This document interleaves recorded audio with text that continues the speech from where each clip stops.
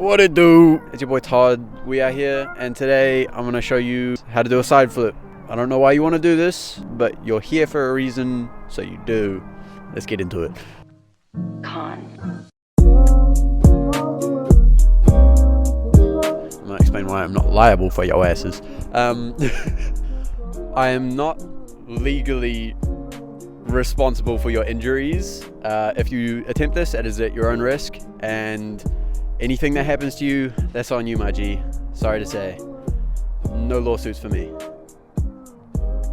I would not recommend attempting this if you have not had any experience in gymnastics or acrobatics in the past. I'd recommend training safely. If you really want to, learn this on a mattress or get something softer to land on when you start.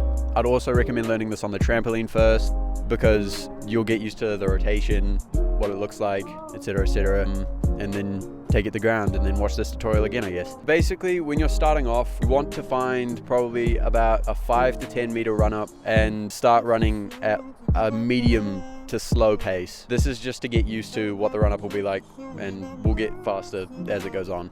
What you want to start doing after that is, at the end of your run, you're going to want to do a small jump step type of maneuver with your feet pointing in a diagonal type of motion.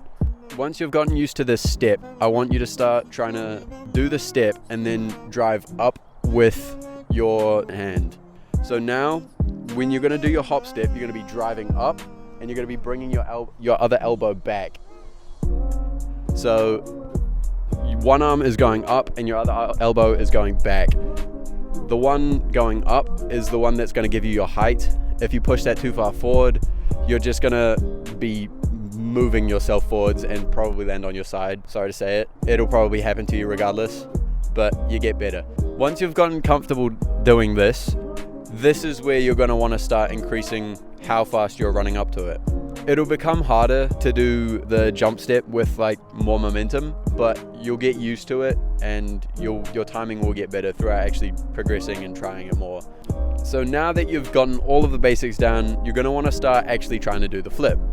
And what you want to do to begin this is you want to bring that front arm down and you want to jump off your dominant leg, and you want to kind of launch out with your back leg. While that's happening, you want to grab your back leg. That is where your tuck's going to come from. You can do over, you can do under. I personally prefer under. It just feels more natural to me.